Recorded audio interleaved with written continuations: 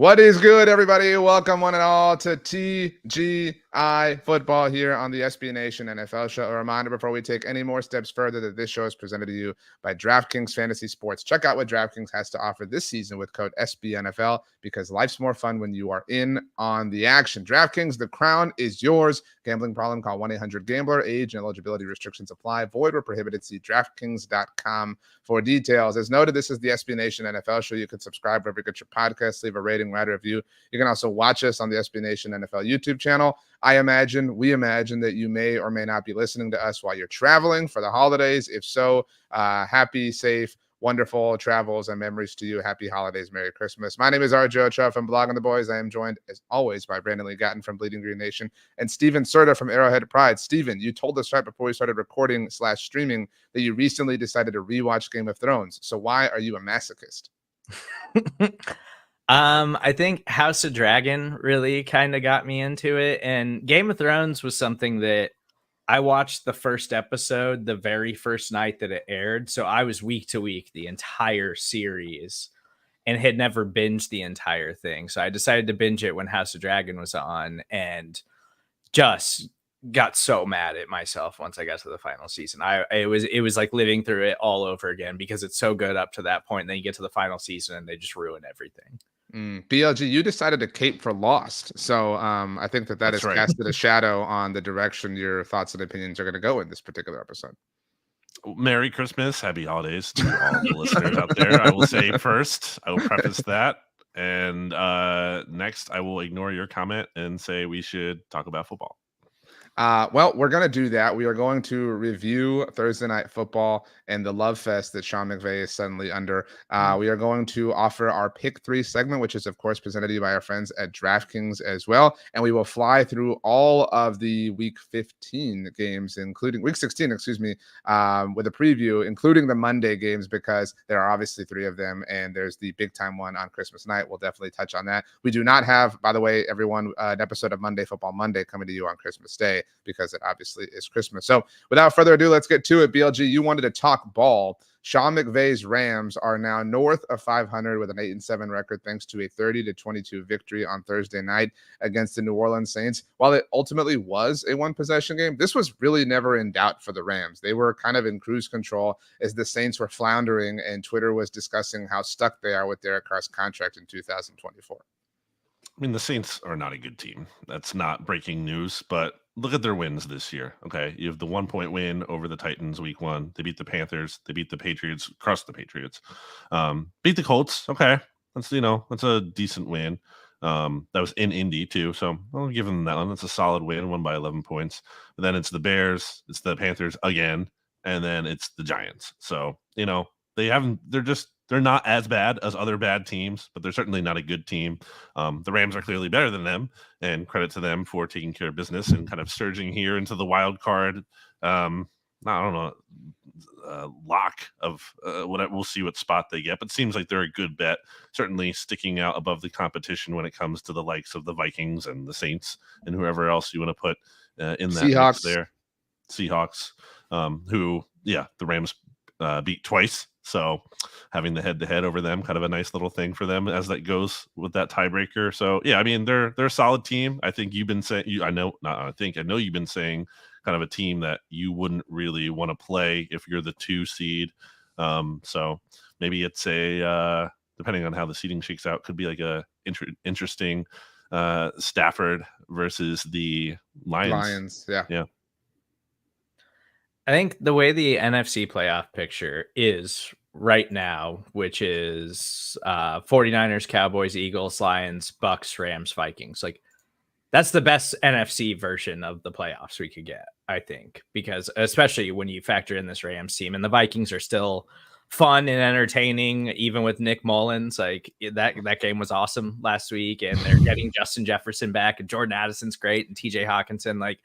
But the Rams are so much fun, and I've been gushing over Matthew Stafford because he's been incredible this season. And they're a team that's kind of in rebuild mode, and they just hit on this insane player in Puka Nacua, who just continues to be an absolute monster, is totally within reach of the rookie receiving record now. Like, they're just a fun football team. And when we get into the playoffs, I want to see fun teams. I don't want to see the Atlanta Falcons or the New Orleans Saints. And the Bucs are at least like interesting with Baker, and Baker's kind of just putting it all out there this season. And Mike Evans is still having a great year. Like, they're at least an interesting team to watch. Like, get the Saints and the Falcons out of here. Give me the Rams, give me the Bucs, give me those teams in the postseason, because those are the teams I want to see. Yeah, I think that's why Thursday night was important. It was a massive swing in probability each direction for the winner and the loser, obviously for the Rams and the Saints. And I agree with you, Stephen. I know the Saints technically are alive in the NFC South. Nobody cares. Nobody wants to see, except for the 5 seed, whoever that winds up being. That's the only team that's interested in the Saints finding a way to win this thing. Whereas the Rams, so I think we all agree the top 4 teams in the NFC playoff picture, however you rank them, are San Francisco, Philly, Dallas, Detroit. The Rams are 5th, right? Like, we agree the Rams are a better team than the Bucs. Yes. Yeah. I mean, I think this is the most impressive coaching job that Sean McVay has ever done, BLG. I mean, you could argue that like every year to this point, they've had some massive influx of talent because of the F them picks and blah, blah, blah, all that movement. But like, we all thought really lowly of this team. We all thought they were going to crater and finally going to have that first round draft pick, and it was going to be top of the order. But like, I don't want to say they're making lemonade out of this, this lemon situation, because they do still have a lot of superstars. But this is what did they have, like 20 rookies or something like that at one point in time? Like, Sean McVay deserves his props. Well, I mean, to some extent, in part because expectations were so low because they had one of the most pathetic Super Bowl defenses ever last season, and they were really bad last year. So the bar was lowered by himself to then set him up for success this year. So like, part of that has to be acknowledged. But I do agree that, obviously not a lot of expectations for this team. I forget their projected win total. It had to be pretty low. I'm sure they're over that already now. So certainly for the expectations that were set, exceeded that. And look, when you talk about a young team like this, it would kind of make sense that team's going to have struggles earlier in the season, might be starting to figure things out a little bit later in the year. That's kind of the benefit of, playing young guys. Is like there's a startup cost there where you might not fully figure it out early in the season, and you're going to have to take your lumps a little bit. But in theory, they might start to kind of get adjusted, and you might see that development over the course of a season. And I think that's kind of a little bit what's happening here with the Rams. Stephen, is Dennis Allen a part of the Saints in 2024? No. I hope not. I wish they would just commit to a rebuild. Like, what are we doing, New Orleans? Yeah, it's been years of this now. Just total mediocrity, total cap hell every single year. Keep investing in these old quarterbacks who aren't going to win you anything and get you anywhere. Like, that Saints defense has been really good for a really long time, and they totally wasted that window for that side of the ball because now it's getting up there and now they're aging out. Like they just totally wasted this window in New Orleans, and they need to just pull the plug and commit to a rebuild. So I am totally in favor with all of that. Just get rid of everybody and reset, because that's what you got to do at this point. Also, like, oddly went all in. You know what I mean? Like last year they traded their first round pick to the Eagles. The Eagles also have their second round pick still. Effectively.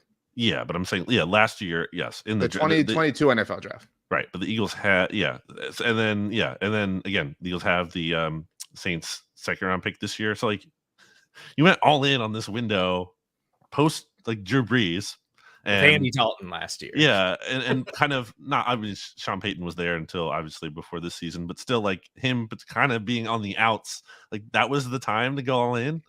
I think that. I talk about this a lot with the 2015 Cowboys, how they thought they could just like pick back up where Dez caught it. Like I reference that all the time. I think obviously devastating playoff losses are devastating, but they are also devastating because of the long-term lasting effect. And I think that New Orleans, I don't say talk themselves into, because they were a really good team, but like the Minnesota, Minneapolis, whatever you call it, miracle, like that really, again, I wouldn't say like tricked them, but like they hung on to that for too long. And I think they probably told themselves after they lost to Tom Brady's Buccaneers in the 2020 divisional round, like, oh man, we just ran into this like really stout Bucs team, blah, blah, blah. We'll just run this back without Drew Brees. We're totally fine. Like they've been clinging to that hope for way too long. And that was 2020, bro. Like that was 3 years ago at this point in time. So I'm glad we don't have to talk about the Saints as far as previewing games. So are you all ready to move on? Yep. Yes. All right, let's get to our Pick 3 segment, which is brought to you by DraftKings. DraftKings Sportsbook is an official sports betting partner of the NFL. Download the DraftKings Sportsbook app today and use code SBNFL for a special offer when you sign up. That is code SBNFL only at DraftKings Sportsbook. Last week, we touched on the Cowboys visiting the Buffalo Bills in what was technically a game, but more like a one-sided affair. BLG, you were the only person to successfully hit on your prop. Dak Prescott took care of you at the very end in some garbage time stat padding. You are 9-6 on the season as far as successful prop bets with our Pick 3 segment. Steven, pick it up. You're 6-9. Meanwhile, I have fallen and dipped below 500 at 7-8. BLG, we're touching on the Cowboys visiting the Dolphins this week. So where are you going and why? I want something interesting to root for. So that's kind of my angle for this same game parlay. Although it is also backed up in a little bit of probability in that the Cowboys have tied for the second most 2-point conversion attempts this season. So I'm going to say it doesn't even have to be them. It could be the Dolphins. One of these two teams is going to successfully convert on a 2-point conversion. Obviously, it's kind of a bit of a unknown because you don't know if the situation calls for it. But screw it. I'm going to say it happens. I'm going to say there's a lot of points in this game. And at one point, a team gets desperate and goes for 2. And my parlay hits. My leg of the parlay hits. Okay. I like the wonky, weird 2-point conversion attempt. I think you also maybe have to be rooting for like a missed extra point early on or something to kind of force that issue to kind of be at hand. Or a penalty. Could be a penalty on the, the right. kick, and then you get it from the 1, you just sneak it in. Well, somewhat offer that this is kind of a horrible bet then, because you're actually kind of fundamentally betting on 2 things as opposed to 1. You do have the longest odds, by the way, of our 3 props. I'm going with a player who I don't think we've ever said his name as far as discussions about the Cowboys on this show, at least. Rico Dowdle, not Tony Pollard, Dallas Cowboys running back. 2 games ago, when the Cowboys beat the brakes off of the Eagles, it was very clear that they wanted to run the ball a lot. They kind of want to get to that, it's late December, it's playoffs, you got to be able to run the football. He had 12 carries in that game as they salted things away for 46 yards. Last week only was able to get 3 because things got out of hand so quickly for the Cowboys and they weren't able to run the ball at all. I am taking the over on Rico Dowdle rushing yards, -120. Got to hit the over on 17.5. So 18 rushing yards. Pretty simple. He's a hard, thorough, tough, rough runner. I feel very good about this, Steven. So how are you going to disappoint us and be the one person to bet? I'm betting on Dak after a down performance against the Buffalo Bills. And also, so we're just done with Dak as MVP now. Go off, King. Go off. One rough performance and it's gone. It's over now. We're just going to totally disregard everything else that he's done this season. But I think this is a good bounce back spot. The Dolphins defense, I think, is tougher than most people give it credit for. But I think it's a good bounce back spot for Dak and the offense overall. They got to score points in this game. So I'm taking Dak Prescott over 1.5 passing touchdowns. And I do think we're in for a good game between these two teams. And I hope we do get a lot of points. I think that's a good bet, Steven. If I trust anything on the Cowboys to bounce back, it's their offense. I do not trust Dan Quinn up against a branch of the Kyle Shanahan tree. That has not been, a situation that has worked out well for him in the past. But we will see. The total line on our same game parlay, Brandon, is +650. Please explain what that means. If you bet $10, you would profit $65. Wow. What's, not Christmas yet. So what would you get Steven for Christmas with $65? I'm going to get Steven a gift card to AMC. How much value for the gift card? What am I going to say? Like $20? Well, I don't know. The other 45? Yeah, sorry, Steven. I'm going to do that. Got 20, 25. I think 25 is a good. I was going to say, is that even enough for like? Yeah, it's definitely not enough for like a ticket and like a snack. But might cover just the ticket. So pretty selfish move on BLG's part. Wow. That is our same game parlay brought to you by DraftKings Sportsbook. All right, let's get to week 16. We have a lot to get to, obviously, in a very condensed, short amount of time. We hope to keep it entertaining. Like I said, if you are traveling, if you're with family, if you're already annoyed, whatever the case may be, we're going to have a good time. We each hold a Zap. If we are not in the mood to hear what anybody has to say about a team who they do not cover, we can zap them, and all they can do is provide their pick for the game. We will each provide a lock of the week. Brandon, you missed last week. No, I'm sorry. You barely missed last week. Yes. The line moved right when we had this conversation, and that was a really bad beat for you. But you are 10-4-1 on the season. I am an abysmal 5-10. Stephen, you are a king, not just for your thoughts and takes and opinions on Dak Prescott, but in this competition, you are 13-2. Stephen, what is your secret? I pick games that I think are locks. Yep. You know what? It's really sometimes just that simple. So be on the lookout for who Stephen gives the what's the opposite of the kiss of death? Like the kiss of life? Sure. Okay, kiss of life coming from Stephen Serda in just a little bit. First up on Saturday afternoon, yet again, the Cincinnati Bengals will be visiting the Pittsburgh Steelers. Brandon, the Steelers are 3-point home dogs. The Pittsburgh situation, there's a lot of like dysfunction in the NFL that I think is overshadowing this. This is kind of, the wheels are falling off. I don't know that I am confident in the above 500 thing sticking for Mike Tomlin this season. I can't bet against it. I know it doesn't feel right because of what they've done recently. It's hard to lean this way and they just ignore that. But I think I have to lean with history. I also have to lean with the history of Mike Tomlin as a home underdog. And I like this Bengals team. Obviously, I locked them up last week against the Vikings. They fell half a point short of, well, it would have been a push. Wouldn't have hit it still. But in any case, I can't bet against the longer track record that the Steelers have, even though I think I like, the Bengals outlook a lot more here. So I am kind of regrettably taking the Steelers with the points. Yeah, this is actually my lock of the week, and I'm going to take the Bengals here. Wow.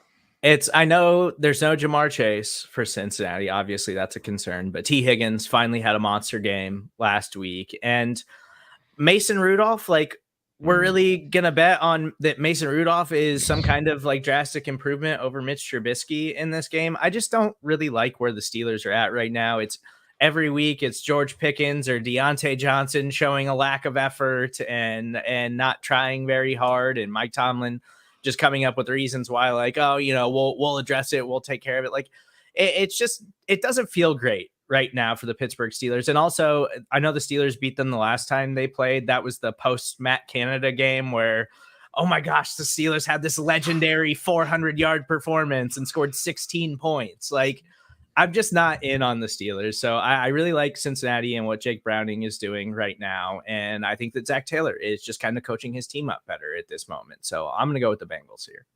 I think the Bengals and Zach Taylor are kind of the new age Steelers and Mike Tomlin, like the team that just kind of finds a way, the team that, will grind it out, whatever their circumstances are. And I think that, Mike Tomlin and the Steelers, if not for the Patriots and Bill Belichick this season, would be taking all the heat for like legacy team that can't get it done, like the team that, we've known to be super successful, even though their record isn't necessarily super embarrassing at this point in time.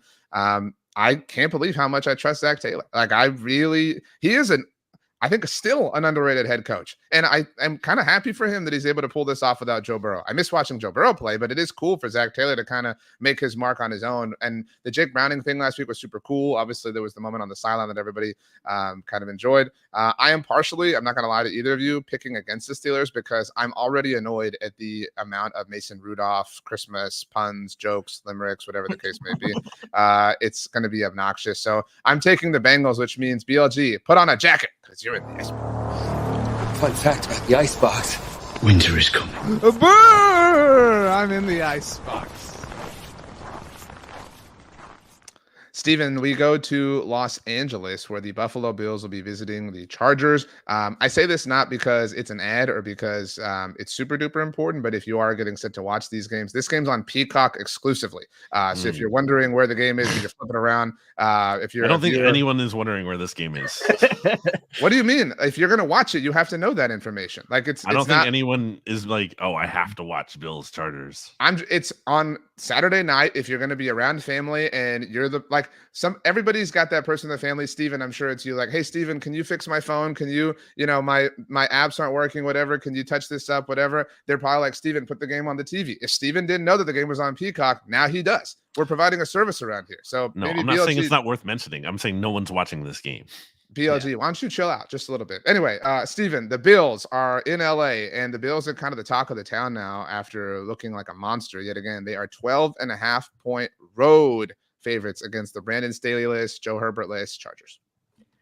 It's so bad for the Chargers that no one in the world is like, they're going to get a post head coach firing bump. Like, that's how bad it is, getting absolutely just destroyed by the Raiders on Thursday Night Football last week. And I just don't know Keenan Allen in this game. Like, just nothing is going well for the Chargers, and the Bills are red hot. Like, it's just going to be an absolute destruction by the Bills in this one. So it was 11.5 before Keenan Allen got ruled out. Now it's up to 12.5, and I think the Bills easily cover this. BLG, this seems like the kind of game where somebody had a conversation with the super clever Chargers social media team and was like, we don't need it this week. Just let the game unfold. Don't, people are mad, just let them be mad. I did like the Cameron Dicker video. I thought that was funny. That's good. Former Eagles legend Cameron Dicker.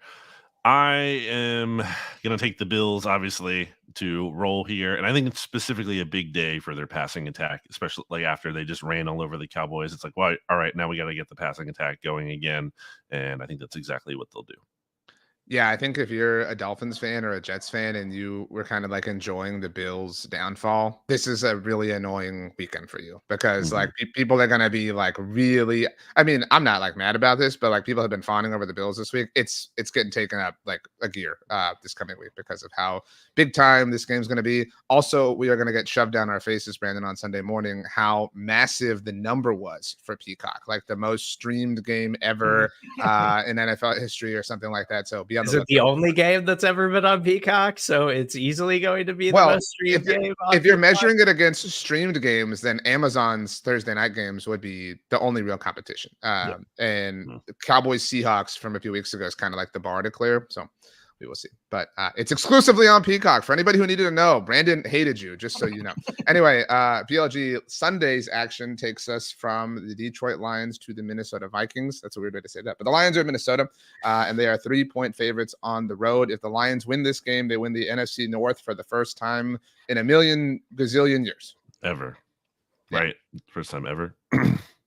So they used to play in the NFC Central or whatever. Anyway, the Lions are going to win this game. The Vikings were more feisty than expected last week against the Bengals, but still, I am not putting any faith in Nick Mullins. And I think the Lions offense is cooking, and they will continue to do that. And it's a little suspicious that this line is only 3. So maybe it's more of a competitive game than I'm giving it credit for, but I am going to roll with the Lions here, who have control roar with the Lions of the number 2 seed, as we pointed out on the NFC East mixtape this week. So they are certainly still playing. They have a lot to play for still. So I think they're going to take care of business here on the road. Yeah, I think you have to go with the Lions in this one. And Nick Mullins was super fun last week. Those 2 touchdown passes to Jordan Addison like easily could have been interceptions, though. And you're not always going to catch those breaks. So I don't trust Nick Mullins whatsoever. It is a decent matchup because that Lions secondary is still super suspect. But at the end of the day, I just think the Lions are just a better football team. And when they put it all together offensively, I don't think there's any defense in the NFL that can truly shut them down. So Minnesota's defense is playing really well right now, but I'm going to go with the Lions here too. I agree with you, Brandon, that the line is interesting to say the least. It's an interesting number, not a big number. And I'm kind of excited to watch the Lions in a closeout opportunity. Go win the division. Go slam the door shut. Like we haven't seen them in this kind of moment in a very long time, obviously.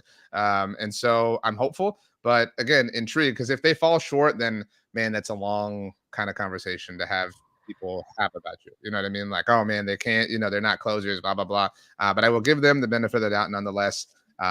Go Lions. Get it done. All right. Stephen, the Seattle Seahawks are in Nashville taking on the Titans this week. The Seahawks coming off of that miraculous Monday night win against the Eagles. The Titans coming off of a very bitter, somewhat humbling loss to the new Houston franchise. Seattle are 3.5-point favorites on the road. So I think there's a chance Geno's good in this one. Like they literally took it right up to kickoff last week. So I would assume that Geno's got a chance to be up in this game. If not, it's going to be Drew Lock, but the Titans might be without Will Levis too. So they could be back to Ryan Tannehill. I just think the Titans season is over and the Seahawks are still fighting for something here. And they really need to win. They're coming off that huge emotional win with Drew Lock, and that was a really cool scene. So I'm going to take the Seahawks here, but I am still weary of this game because I feel like the Titans always put up more fight than I give them credit for. Brandon, do you agree that it was a cool scene on Monday night with the Seahawks? Yeah, it was great. So I don't love the line here. I would not bet this either way. I don't love this on either side. I guess I would lean Seahawks. I don't love that short week for them traveling across the country. Titans can put up a fight in an even game under Mike Vrabel. Might not necessarily be totally checked out. At the same time, the fact that this Titans team lost to the Texans last week minus CJ Stroud, and as Stephen said, the Seahawks have more to play for in this one. I will lean towards them. Yeah, I mean, I do think this is kind of a test of the Mike Vrabelness of the Titans, because to Steven's point, like whenever you are kind of ready to bury them, like they, I'm not saying they like bounce back with a force, but they do bounce back. Like they never really allow you to kick them when they're down. I don't trust the Seahawks that much, to your point, BLG. But if I have to pick one way, I'm not comfortable giving the Titans points, especially without Will Levis. So I'll take the Seahawks, clean sweep all the way around. Speaking of Houston, Steven, and emotional kind of things, they are in all likelihood not going to have CJ Stroud again. They host the Cleveland Browns. There was thought once upon a time this would be Deshaun Watson against CJ Stroud. That's obviously not going to be the case.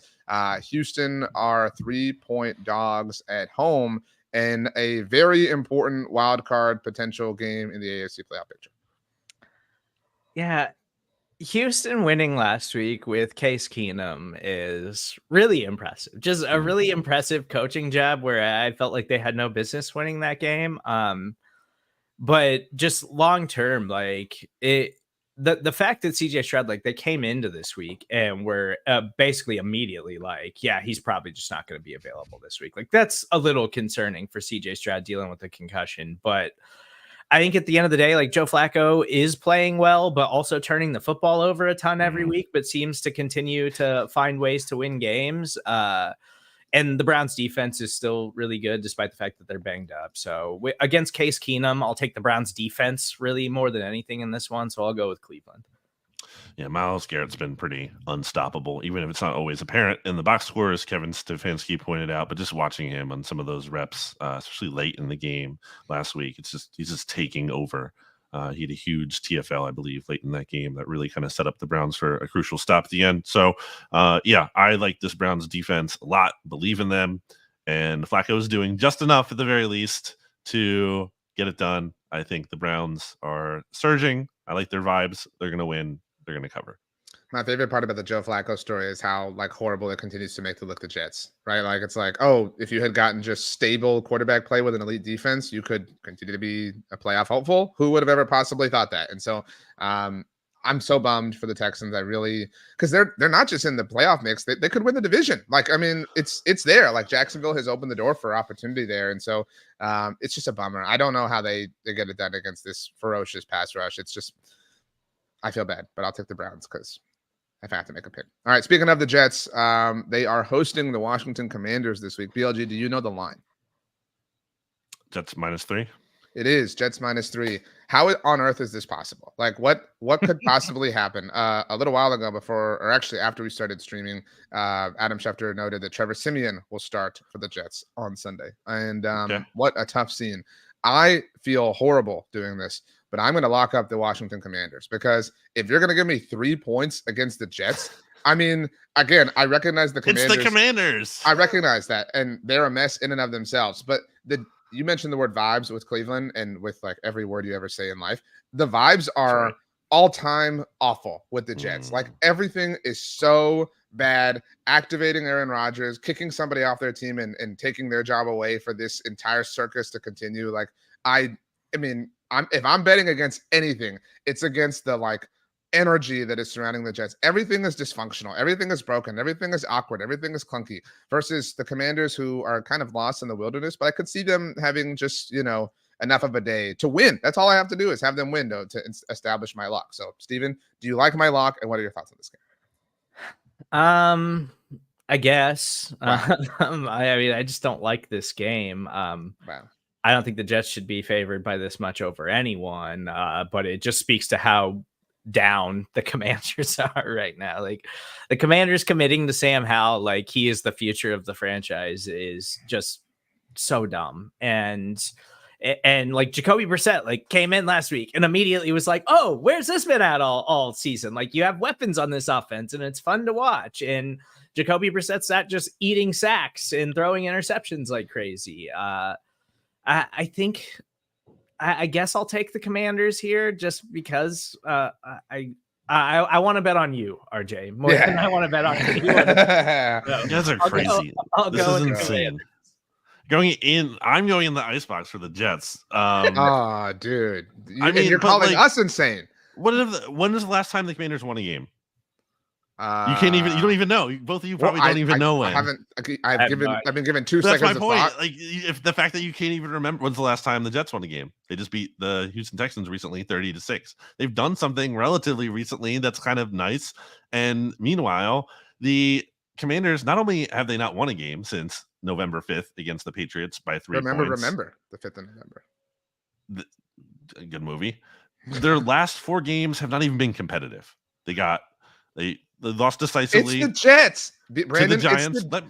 Let me finish. They got blown out by the Cowboys. They got blown out by the Dolphins. They had their bye, and they essentially were blown out by the Rams. They had those garbage time scoring that made the game look closer at the end than it really was. I mean, the Rams controlled that game and let their foot off the gas. That was never really a game in doubt for the Rams. So, and it only was better once they put in Jacoby Brissett, who they're not going to be playing this week, as far as I know. So, yeah, I mean, the Commanders have been terrible. They're doing the right thing, and they're organizationally trying to lose, as they should be, because they're currently number 4 in the draft order, and they have a chance to move even higher, depending on if we see the Patriots or Cardinals happen to win any games here. That's what they should be doing. As an Eagles fan, I would rather them win and ruin their draft positioning. So I would like to see them win this game, but I don't think they will. Jets win, Jets cover. To be clear, I'm actually rooting for the Jets. Fun fact about the icebox. Winter is coming. I'm in the icebox. The Jets winning helps the Cowboys' strength of victory, which is a potential real tiebreaker in the NFC East race. And so I hope that my lock is wrong, but dude, the Jets are so bad. Commanders are worse. I want to say though, I'm really proud of NFL fans. That like the moment the Rappaport and Schefter tweets come out this week and they're like, oh, Aaron Rodgers is being activated and everyone's just like dragging it. Everyone's like, this is stupid. Like everybody, like I haven't seen anyone who's like bought it. Like nobody's like, wow, how cool. You know what I mean? Do we agree that the Jets have a good defense? Yeah, sure. Do we agree that what do the Commanders have a good anything? I think they have a good thing going for them and that they're not the Jets. I mean, like that's, anyway, shout out to that game for being kind of juicy here on TGIFootball. Steven, the Indianapolis Colts are in Atlanta, where the Falcons are 2.5-point favorites over the potential AFC South winning Indianapolis Colts. They might be the team now that benefits from Jacksonville and Houston situations. I feel like the sports books really disrespect the Colts every single week.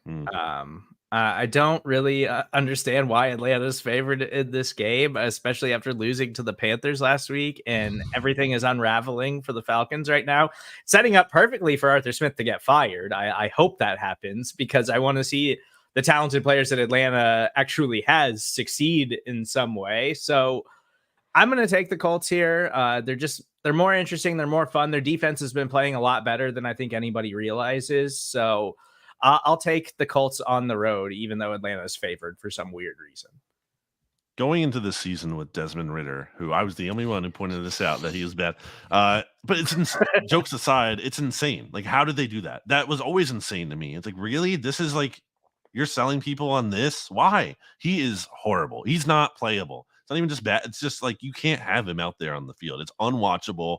It's garbage. He's terrible. He's not a real NFL quarterback at all. Just no. It's like Tim Boyle. It's just not. It's nothing. It's not a real starter in the NFL, and yet he might be out there. Maybe it's Taylor Heineke. I don't care. Falcons are terrible. Their vibes have been awful consistently all season long. Meanwhile, Colts are certainly, I think, playing above expectation. So give me the Colts. I mean, give me the Colts minus 2.5. Why aren't they favored? I really like them with the points. I think that every year I know you don't play fantasy, Brandon, but Steven, you can attest. There's like the fantasy playoff MVP, like the person who just like really like carries you to a title over that 2-week stretch. And Jonathan Taylor, we think coming back, has the potential to be that dude, right? Like just show up and like go off over these next 2 weeks. I'm partly trying to manifest this because I'm in this situation with JT. But tell me that doesn't happen. You know what I mean? Like tell me it isn't just like a historic day for Jonathan Taylor and he's doing the like sideline interview afterwards and they're like, doing all the Christmas flair and stuff like that. And the Colts are like leading the AFC South, race or whatever the case would be. Like everything's kind of coming up Colts. I'm really proud of them. I've been really hard on the Colts and they have powered through. Good for you, Indianapolis. Well done. Well deserved. I'm taking the Colts if that isn't obvious. I kind of regret not making this my lock of the week, but I wanted to go somewhere different. Also, I'll be honest with you guys. I kind of went Commanders Jets because it was like red and green. You know what I mean? Like it was kind of that way. So no, it's literally not red. Speaking of green, the green Burgundy isn't red. The Green Bay Packers, Brandon, are in Carolina, the house of winners, where they beat the Atlanta Falcons last week. Despite that, though, the Packers are 5-point favorites. Can they get this done? They're on the verge of a playoff ticket themselves, obviously, if Minnesota flounders and falters down the stretch. Packers have been disappointing after it looked like they had a really prime opportunity to surge here. But, I mean, even so, the Panthers are just still truly very terrible. And I will easily lean with the Packers. I mean, I was going to say maybe the Panthers can cover. No, the Panthers have been terrible. They're trash. They're horrible. It's just that, I mean, can the Packers beat themselves? Yeah, we've seen some of that. So I worry about that part of it, but I do not worry about the Packers getting beat by the Panthers. I agree. The Packers have been disappointing. Like after that win over the Chiefs, it really felt like this team's putting it all together now. And these young players are finally hitting their stride. And then it's just like immediately back to super inconsistent. And so that's been frustrating, but like all you have to do against the Panthers is run the football. Now the Packers haven't been good at running the football this year, but everyone has success running the football against the Panthers, except for Arthur Smith last week. Like literally everyone else this season has had success running the football against the Panthers. All you got to do is give the ball to Aaron Jones and AJ Dillon this week, and the Packers will win this game because the Panthers are that bad. Like that's all you got to do, Matt LaFleur. You don't got to make it complicated. You don't got to put Jordan Love in a bad spot. Just run the football and you guys will win. It's as simple as that.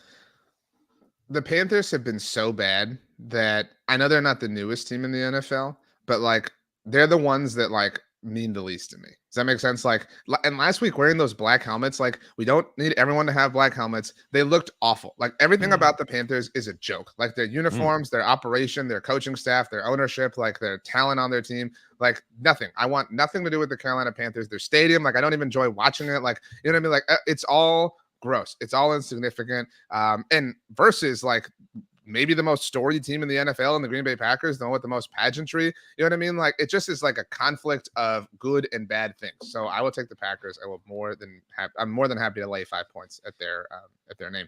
The battle for Florida, despite the fact that the Miami Dolphins live and exist, Brandon, the Jacksonville Jaguars are visiting the Tampa Bay Buccaneers. The status of Trevor Lawrence remains unknown. I would say that it does not seem likely that he'll play, but this has been a weird situation for some time now. The Bucs are coming off of an impressive win against the aforementioned Packers, where Baker Mayfield put up the first perfect visiting passer rating in the history of Lambeau Field with more than 5 passing attempts. They are 3-point favorites against the Jaguars. Yeah, Jags have been slipping a little bit here, which is atypical of a Doug Peterson team. Typically, Doug's teams are playing their best football in December consistently throughout his head coaching career, other than his last season in Philly, which is obviously not all his fault, but certainly part of the problem. Yeah, I think the Jags are too good to lose. This would be their 4th straight loss here. Yeah, I think they're better than that, even with the Lawrence injury. I think they find a way to figure it out. I think the Buccaneers coming off a good game, but I am not like ready to buy into that. as much as I think they are still inconsistent and have their issues. So I actually like the Jags here to win outright. I'm certainly taking them with 3 points. So Doug Peterson did say this morning that Trevor Lawrence is going to be limited in practice today and has a chance to clear on Saturday, which seems like that's a rush to me, but it seems like he's got a legitimate chance to play, which early in the week, it did not seem like that was going to be the case here. So if it's Lawrence, I think the Jags definitely win here. The Bucks, even though they've put together some nice performances here recently and Baker's had some good games, I think the Jags really need this one. And this is a great spot for their pass catchers. The Bucs secondary has been bad all season. So if Trevor goes or if it's CJ Beathard, like I just tend to think that Doug Peterson's really got something in this game because he knows how bad the Jags need this. And so I'm going to take Jacksonville here, whether it's Trevor Lawrence or CJ Beathard. I'm going to take the Jaguars as well. Wow. But I mean, because I think that we're really maybe like as an NFL fan group of humans like overreacting to the Bucs win last week. I think the Bucs win says a little bit more that the Packers just aren't quite there yet. Kind of like, no offense to the Chiefs, Stephen, but like the Packers went to Kansas City and won, and it was like, oh no, I'm sorry, they beat them at Lambeau, and it's like, oh man, they beat the big bad Chiefs, and it's like, well, this isn't the like big bad Chiefs. Like they're still big and bad relative to the field, but like this isn't like the most elite version or whatever. And so cool, you went to Lambeau, the pass rating thing, blah blah blah. I do trust Doug Peterson more than I trust Todd Bowles. I do think the Bucs are still going to win the NFC South. I do think the Jaguars need it more. So yeah, I'm willing to trust that, but I don't feel great about it. This is probably the pick that I feel the least confident in, and I locked the Commanders up against the Jets just for full context. Anyway, let's move on.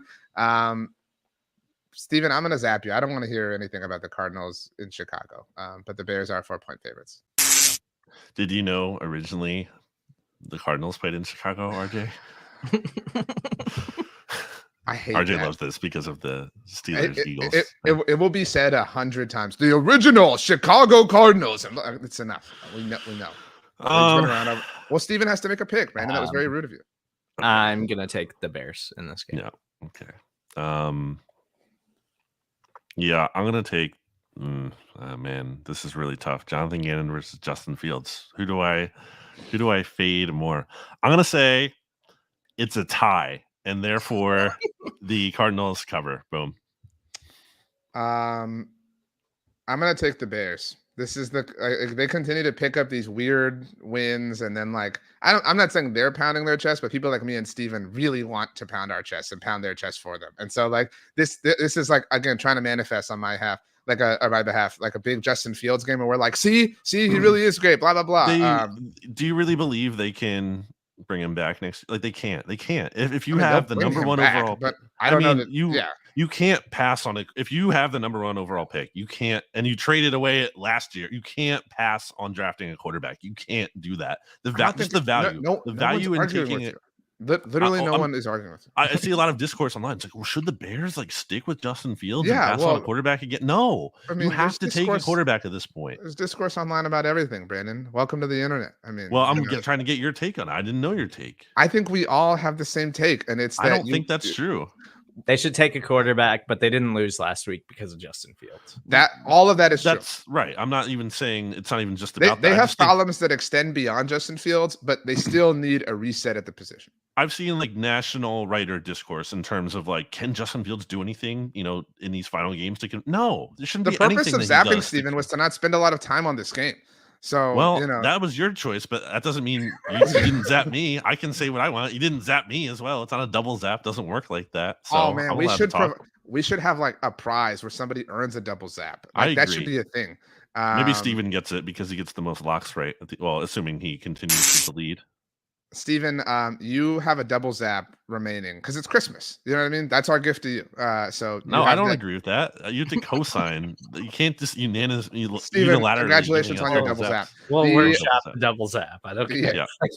Yeah. Maybe we call the double zap like a zip zap. You know what I mean? It has to have like a cool name. It can't just be double zap. So the The Dallas Cowboys are in Miami to take on the Dolphins, Steven. The line opened at Miami -2. It's kind of closed a little bit as the week has gone on. Now they are favored by 1 point. A lot of people calling this the Fraud Bowl, the online writer discourse, as Brandon likes to reference. Your thoughts, your takes, your opinions, your beautiful words. I've been going back and forth with this game all week. I'm really skeptical about the Cowboys here just because of like the road stuff. But at the end of the day, when it comes down to it, I think the Cowboys overall are the more talented team. So I think I'm going to go with Dallas here because I think if we do really want to have a fraud off here between these teams that can't beat good teams, like the Dolphins are the bigger fraud. Like they're a very talented, fun to watch team. They have not beaten a good team all year. Like they just simply haven't. They absolutely destroy bad teams. And they struggle against good defenses that can match up better with them personnel wise. So I think the Cowboys need this one. I'm going to go with Dallas. I'm going to take the Dolphins as my lock of the week because I think the Cowboys road struggles are a real thing. Like I what did I say last week when I picked the Bills and I also made the Dak Prescott over on the interceptions, my leg in the same game parlay, which hit. I said that clearly Cowboys haven't been the same team on the road, and specifically too as it relates to the MVP conversation that was broached earlier in the show, there's really never been an MVP that has had like that drastic of a home road split. That would be like kind of unprecedented to give him that award. So I'm leaning into the Cowboys road struggles continuing. Now I am worried because the Dolphins are like incredibly banged up, but if Tyreek Hill plays, which seems like there's optimism that he might, that I think the Dolphins can still put up a lot of points.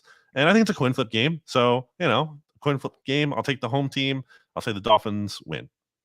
By the way, a note for next year's version of TGI football, I do think we should institute rules that you can't lock the same or against the same team in consecutive weeks. And I think we should track our records with specific teams. Like it'd be cool to know, like I'm 4-0 locking the Chiefs, but I'm like 0-6 locking up the Vikings. I think that'd be cool. So I disagree with you can't lock.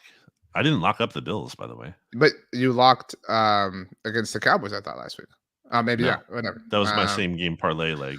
The Cowboys have been on everybody's minds. Sorry, America's team. I don't know if you knew that. Anyway, I think this is a game. I don't want to say that the Cowboys need more, but that the Dolphins might overlook just a little bit more. Miami hosts the Ravens next week. And I think if you're a Dolphins fan, this has been my point all week long, you're probably telling yourself, look, the Ravens are going to lose on Monday night to San Francisco. And then we have our chance. We have our opportunity, obviously, to potentially take over for the 1 seed. Now, obviously, those odds are aided with a win against the Cowboys. But if you ask any Dolphins fan which game they'd rather win, it's the Baltimore game. And then they have the Bills after that. Right. And I would imagine that, again, if it's like, man, Tyreek is like 93, 94%, it's like, man, this is, if we can drop one of our final 3 games, again, like this is all true and well. And I know. But the Cowboys, it remains to be seen whether or not Tyron Smith or Zach Martin are going to play on Sunday. So that is obviously a big deal for them. I do believe in the bounce back on offense, which is why I like Steven's prompt. I am terrified for the Cowboys defense's sake. I wrote an article that will be coming out, and I talked about that, about how this is your kind of litmus test. Like, how ready are you for Kyle Shanahan's offense or even the Rams offense? Like, they're using motion all over the place as well. And that's what the Cowboys really, really, really struggle with. And so I'm going to pick them. I do think that they are the better team here. They have not lost back-to-back games in over 2 years, which is a testament to how, they tend to flush bad or poor performances after they happen. But I do think it's going to be a bit of a difficult afternoon that they hopefully come out on the right side of. So that takes us not to Sunday Night Football, Stephen, because that is a brand. The Sunday night game, Brandon, so everyone is well aware, is on NFL Network, not on NBC. So, if you're thinking, oh, let me flip on over to NBC after the Cowboys beat the Dolphins. No, I don't know what you're going to get. Maybe like Charlie Brown's Christmas special or something like that. This is on NFL Network. The New England Patriots visiting the Denver Broncos. Stephen, I already used my Zap, but if somebody wants to use it, the Broncos are 7-point favorites at home. They're wearing their ice cap, all white helmet things, if you care about that. I don't think I'm gonna watch this game at all. But I'll take the Broncos. Broncos for me. Yeah, I don't want anything to do with the Patriots. So wow, how amazing that we're all so comfortable laying 7 points on the Denver Broncos. Patriots not trying to win. The Christmas games. First one, Stephen. The NFL hates you. It doesn't want you to enjoy Christmas with your family. The Las Vegas Raiders will be at Arrowhead, and they are 10-point underdogs in the process. Yeah, it's one of only 3 noon kickoffs for the Chiefs the entire season, but it's on a Monday on Christmas Day. So Nice. Not really any favors with this noon kickoff. I'm going to take the Chiefs in this one. The Raiders did play them really competitively in their first matchup. But just the Chiefs, I won't say that the Patriots game made me any more confident in the Chiefs moving forward, but at least Rashee Rice is trending in the right direction. And he's actually playing like wide receiver 1 snaps now, which took us 15 weeks to get there, but he's finally playing like 90% of the Chiefs offensive snaps and is clearly their most viable weapon outside of Travis Kelce. They should have Isaiah Pacheco back in this game after missing a couple of contests. So I just think the Chiefs defense will also get it together. They struggled a little bit against the Raiders and Aiden O'Connell in the early part of that game last time. I don't think that's going to happen at home on Christmas Day. So I'm going to take the Chiefs here, and I'm going to take them to cover. We have a big number alert, 10 points, but I actually am going to take the Raiders to cover in a Chiefs win. I think the Raiders, whether it's a backdoor cover, whatever, I think the Chiefs just haven't always found it a way or haven't found a way to make it look easy. And I think the Raiders have a little bit of pep in their step at this point in the season. So I think they make it a competitive game, but they lose. I'm with Brandon. I'm taking the points, but also taking the Chiefs. I think this is the Antonio Pierce locks up his spot as the 2024 Las Vegas Raiders head coach performance. Moral victory. Right. This is, and like, I'm not saying it's like a ridiculous claim that they could even win outright. Like that's kind of the Raiders Super Bowl every year, right? Is like going to Arrowhead. Like, was it the John Gruden Raiders that like circled the stadium or whatever in the buses? I mean, like it's pathetic, but like, again, that's kind of what they get up for. And they've had, the mini bye to get ready for it. They have a lot of positive juice and energy flowing their way. They can go really kind of throw the Chiefs into further turmoil and further chaos. So I think those things, they don't matter to every team or every whatever, but like I do think they do matter to the Raiders. So that's why I will definitely take the points. But if I have to pick a winner, I'm not betting on the Raiders to win. So let's be real. So I'm taking the Chiefs. So Christmas afternoon, Brandon, again, the NFL. BLG, you want to celebrate Christmas? No, not going to happen. The New York Giants are in Philly to take on the lost 3 games in a row Eagles. Haven't been in their building, correct me if I'm wrong, since the San Francisco game. But despite everything that's happened, they are 13.5-point favorites there because the Giants are that bad. This line opened at Eagles minus 10.5. It swung 3 points to the Eagles like that. That tells me the Eagles are winning this game. Now, will they cover? I can't possibly give them that benefit of the doubt after they've lost 3 games. And more troublingly to the Seahawks last week in Drew Lock. So I don't love the cover just because I can't trust them. It's more about I am taking the Eagles to win simply because the Giants are terrible. The Giants rank 32nd in DVOA. They rank 32nd in point differential. They had that cute little 3-game winning streak, but let's be real. That was a win over the Commanders who, for even as bad as they are, the Giants have been since like 2017, one of the worst teams. The very worst teams in the NFL. The Commanders are like the only team that they've been able to beat in that stretch throughout that. So you have that. You have their win over the Patriots, which came down to a missed field goal by the Patriots at the end. So kind of fortunate that they even won that game. And then you have the win over the Packers, which is a legitimate win, although it kind of looks a little bit worse with the Packers crumbling a bit here. So I don't really think that the Giants are going to be able to win this one unless the Eagles tremendously just beat themselves. So I will take the Eagles to win, but I will take the Giants to cover. I'm going to take the Eagles to win and to cover. I know the Giants have been more prickly lately and the Eagles are struggling and everything, but they just need a big like monster blowout win. And they've got good matchups across the board in this one with the pass catchers. It's a really good matchup for DeAndre Swift too, to get going. He's been struggling lately. So I'm going to take them and the points. I think this is a big Eagles offensive output game. I think that Nick Sirianni had the biggest loser energy comment of the year this week when he said that they were fishing for a penalty at the very end of the game against Seattle. That is I don't know what the toughest part of the tough scene with the Eagles is right now. Like the Matt Patricia stuff, the Jalen Hurts commitment comment, which seems to have softened as the week has gone on. But Nick Sirianni flat out admitting that was the strategy is just a big loser energy moment. That being said, if it was almost literally anybody else, I think I would take them to win because I think the Eagles are that down, are down that bad. So I'm going to do the take the Eagles, but take the points thing. This isn't our same game parlay game, but if it were, I would take the over on Tommy DeVito rushing yards. Like, I think this is going to be like a Tommy DeVito just scrambling like a million times. And maybe that's enough. Like, I think that's the script. If the Giants do pull off the win, it's Tommy DeVito has like 97 yards rushing and 2 touchdowns on the ground. But yeah, I mean, this is a really interesting spot for the Eagles. I'm fascinated to watch them and fascinated to see how Nick Sirianni pounds his chest for beating the lowly Giants afterwards. But those are my thoughts, which takes us to Christmas night.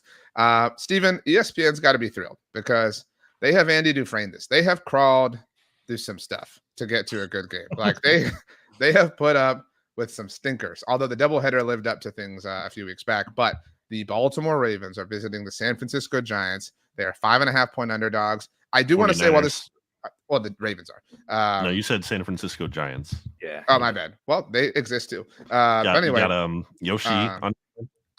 Anyway, while this game is big, Steven, it really almost has like no legitimate implications. Like, oh no, whoever loses this is still probably going to be the 1 seed at the end of the day. But it is, maybe the 2 best teams in the NFL. Certainly going at it. It's obviously a Super Bowl rematch in somewhat recent memory. Okay. I'll take the Niners. Pay the points. I'm going to take the 49ers too. I think the Ravens lose this game, but I don't think they're going to lose another one. Like, I think the Ravens are going to be the 1 seed. For all the Chiefs fans holding out hope that the Chiefs can somehow get it. I just don't think it's going to happen because that defense is so good. But at the end of the day, San Francisco offensively, like, they just haven't run into anybody who can actually stop them. And until they do, I'm going to keep picking the 49ers. Yeah, I've been seeing, comments from the Ravens side of things like that they feel disrespected because of this line. I don't really think it's an indictment of them. It's really just a testament to just how good and far ahead of every other team that the Niners are in the league right now.